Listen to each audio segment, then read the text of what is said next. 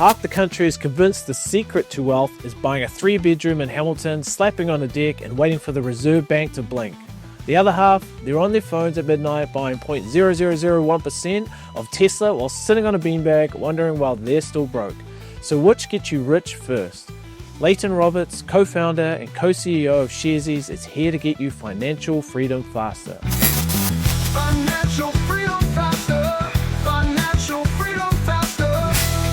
If you like making money rather than watching everyone else do it, hit that subscribe button because the numbers don't lie. More investors are getting their New Zealand housing and real estate intel in 2025 from this show than any other YouTube channel. Leighton Roberts, one fits in your pocket, the other probably needs council consent. Sharesies or property? I'm always a bit more balanced than that. It's a bit of both.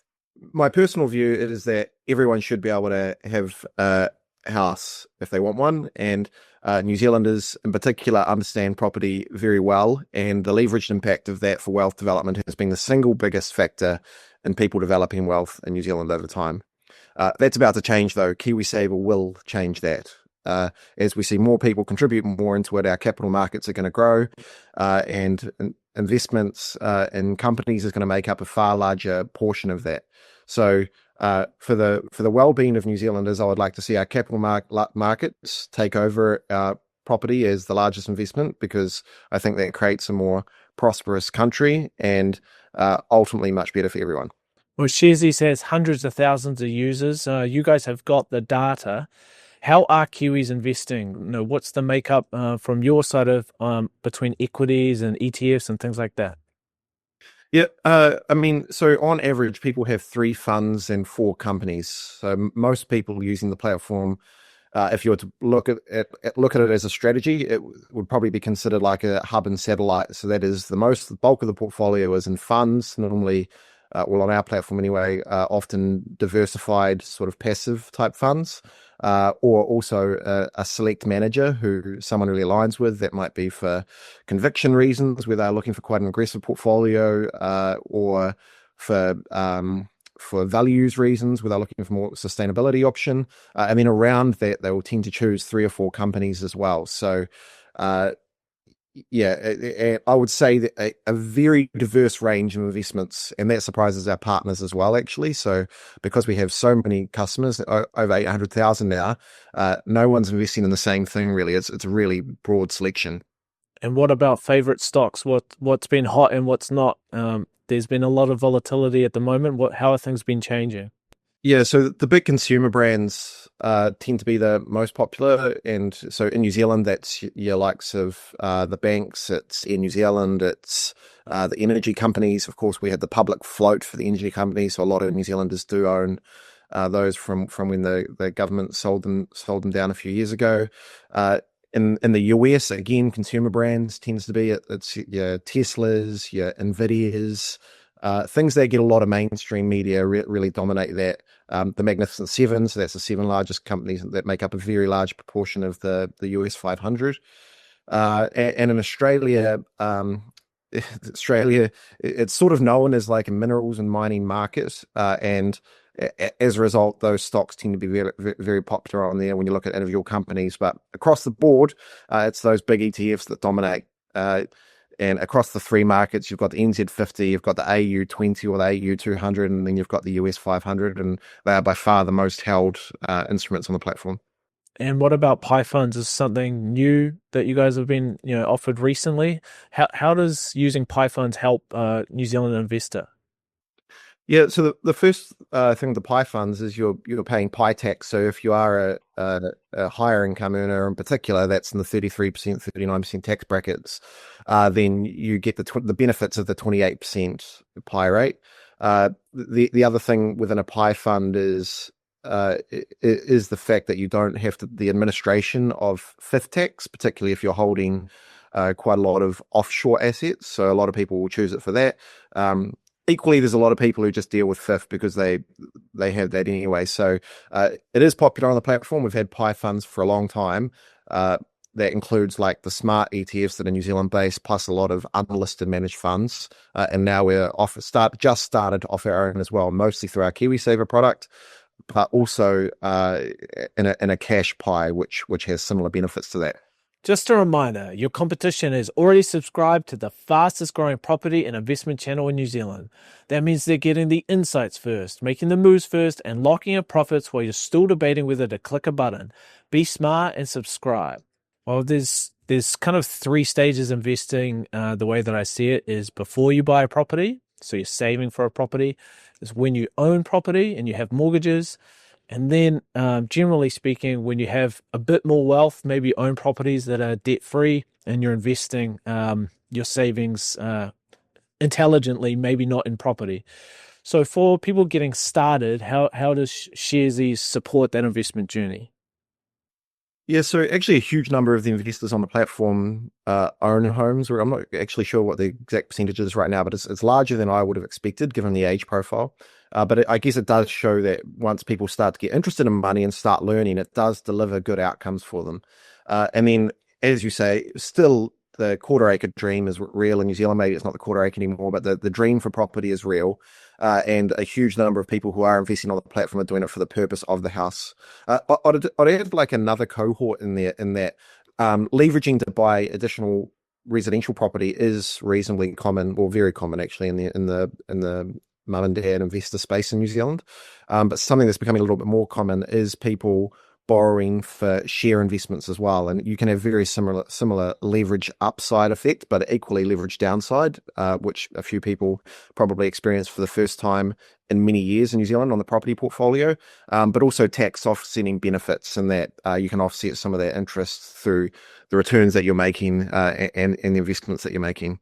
Yeah, certainly people, if they've got spare money, they can look at offset options. They can look at investing in shares. They can look at managed funds. And that is a difficult decision to make, because if you've got a mortgage that's on, say, 6%, and you're looking at returns in the market of maybe 8%, then making those decisions is difficult, and that is personalized advice. tread with caution. It is, but there's also some really great education content out. Like I know you do a bunch, and these sort of podcasts are great. There's some other fantastic podcasts out there that talk a lot about this, but understanding that net worth picture becomes really critical, right? Because a lot of people don't think about their own home and selling and paying that mortgage every week as actually an increase in net worth, but it is. So, you're literally increasing the equity in that over time. And I think tracking that's really important. And through that, you can work out your sensitivity to interest rates. In New Zealand, like, you can work out what number's relevant for you by age, but 20% is obviously a golden LVR number as a starting point for people, right? So it needs to be higher than that. And then thinking about that to give yourself more options, because one thing that the last 2 or 3 years has reminded everyone of is that when it comes to the crunch, cash is still king, right? So having that ability to be able to meet whatever those additional costs or those things that come from this side are, and it's probably been a while since we've had that shake up like we've just had.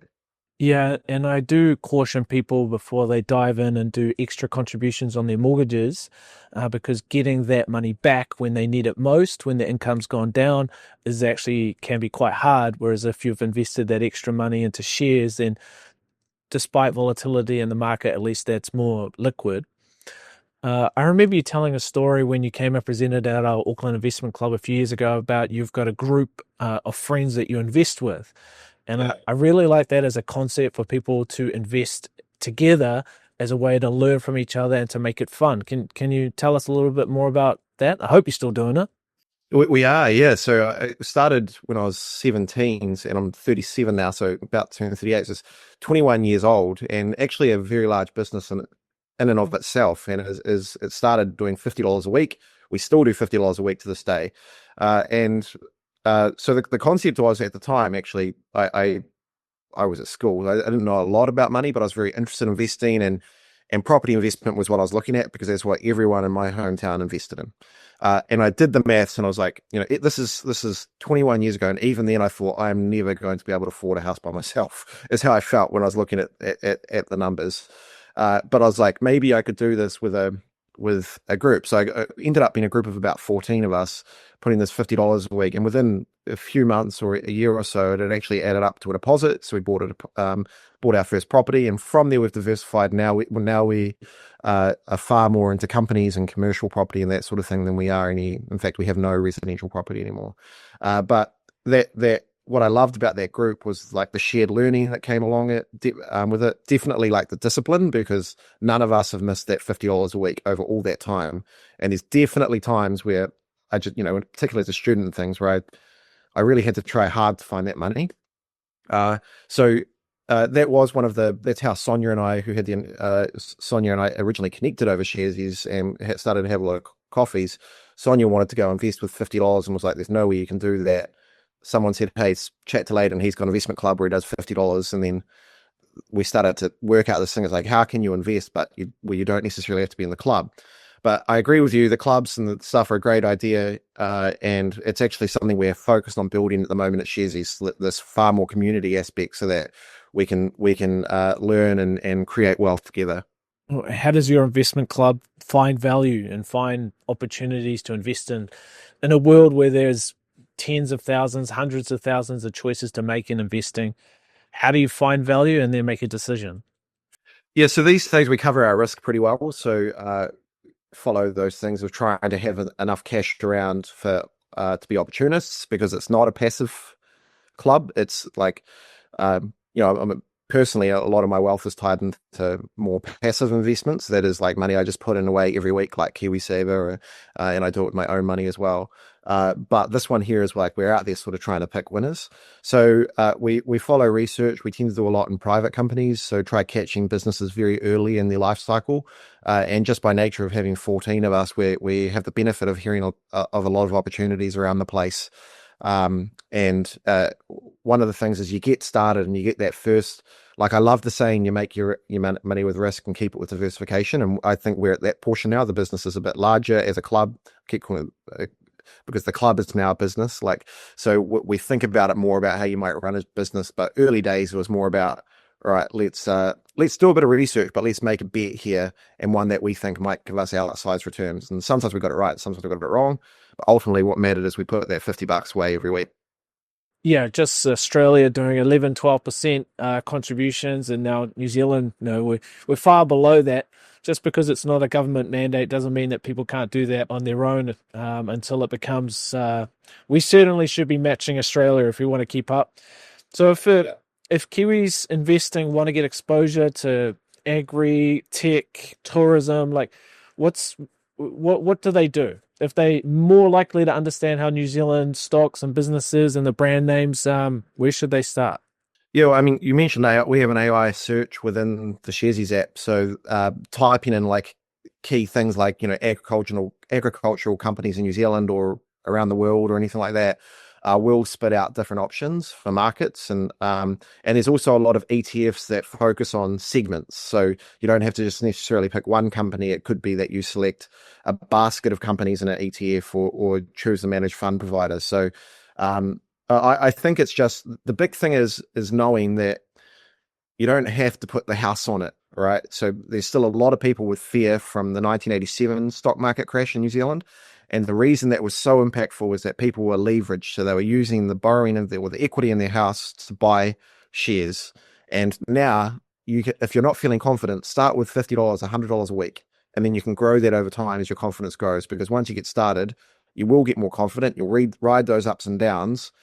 But overthinking it can be really dangerous. Some people just never get started because of that. Yeah, and you can leave it up to professionals through those ETFs, and you can actively manage. Yeah, you can actively manage your ETF choices. So you get diversified, and that's somewhat passive, and you can swap ETFs, I guess. So Kiwisaver, looking ahead into the future, you're quite excited about how that investment can be used in New Zealand and support growth in New Zealand?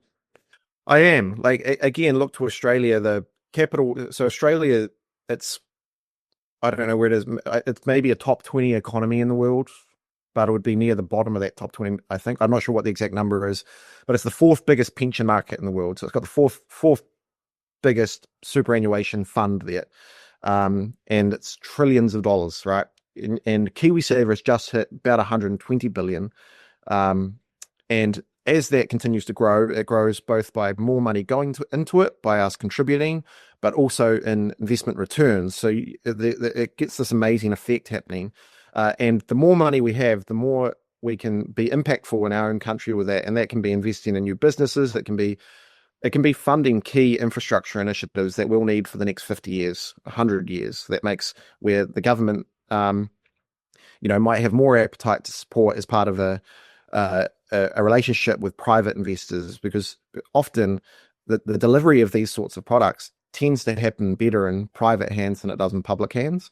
So there's a really big opportunity as these pools of capital get bigger and bigger. So I am really confident about that. I think it's a very hard time in New Zealand right now. There's lots of reasons that people are getting hit individually, but equally, I think markets operate in cycles.